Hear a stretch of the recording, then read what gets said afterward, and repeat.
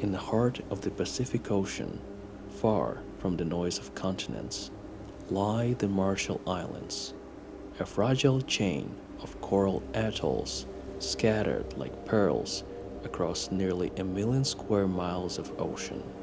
Here, land is rare, just 70 square miles, smaller than Washington, D.C., but every inch is alive.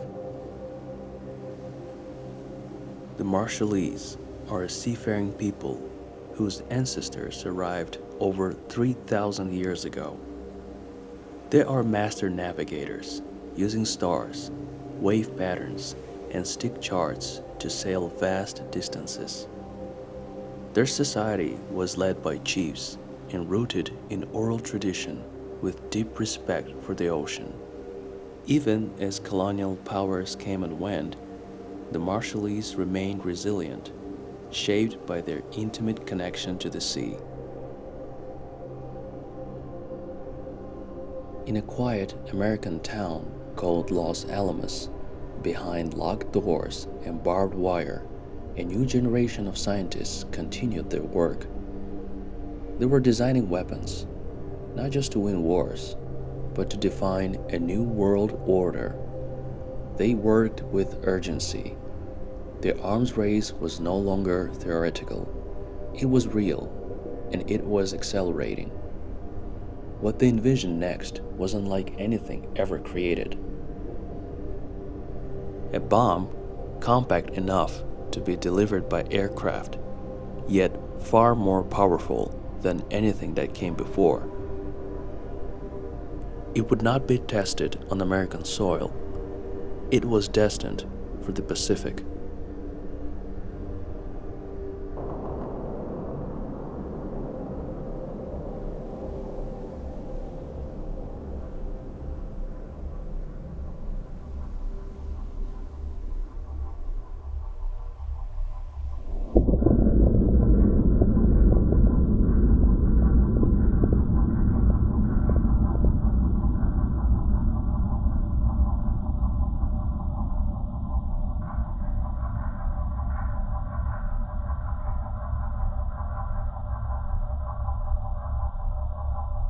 On March 1st, 1954, the United States detonated its first thermonuclear weapon in Marshall Islands. The shockwave raced across the sea, shattering windows on distant ships and lifting ocean water thousands of feet into the air. The mushroom cloud rose at terrifying speed, reaching 25 miles high in under a minute. Its stem was 4.5 miles wide, and its cap stretched 60 miles across. The fireball was visible 250 miles away. The blast vaporized nearly 10 million tons of sand, coral, and seawater, sending a radioactive cloud nearly 100 miles wide across the Pacific.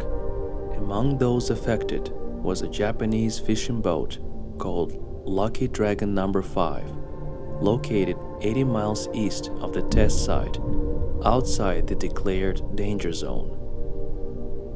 About 19 minutes after the explosion, fine white dust began to fall on the ship. It looked like powdered snow, but it carried deadly particles. After they returned to Japan, the crew showed clear symptoms of radiation sickness.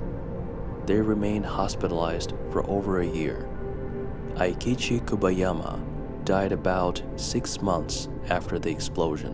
When the contaminated tuna catch reached markets, panic spread, fish sales collapsed, and stock was left to rot. The Lucky Dragon No. 5 became a symbol of the human cost of nuclear testing.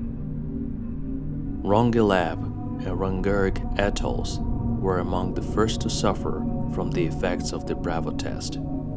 Their residents were evacuated 48 hours after the explosion, but by then, exposure had already occurred. In 1957, the US allowed Marshallese to return to Rongelap Atoll, despite lingering radiation.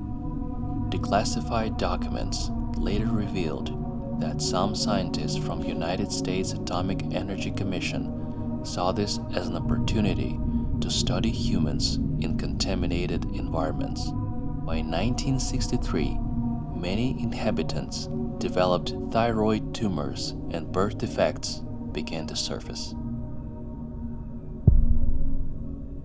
The United States conducted a total of 67 nuclear tests in the Marshall Islands between 1946 and 1958, making the region one of the most heavily bombed places on Earth.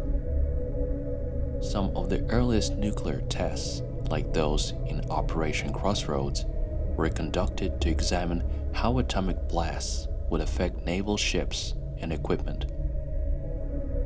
Many ships were left resting on the seafloor after the nuclear tests, either sunk outright by the explosions or rendered too radioactive to salvage. In 1977, U.S. service members were sent to clean up the contamination. Most had no protective gear or proper training. Many later developed cancer and other illnesses due to exposure from soil, dust, and contaminated food. Since the last U.S. nuclear test in 1958, the Marshallese have consistently demanded justice and reparations. Though a $150 million fund was established in 1980s through the Nuclear Claims Tribunal, it quickly ran out, with only a fraction of the $2.2 billion in awarded damages ever paid. 3 generations have suffered from cancer, miscarriages, and environmental harm, and the Marshallese continue to raise these issues during compact renegotiations. Today, against the backdrop of crystal-clear lagoons and swaying palm trees, structures like Runit Dome, abandoned bunkers, and bomb craters remain, unmoving, silent reminders of what happened here. These bunkers and relics, surrounded by natural beauty, represent the deep scars of people still fighting for recognition, transparency, and healing.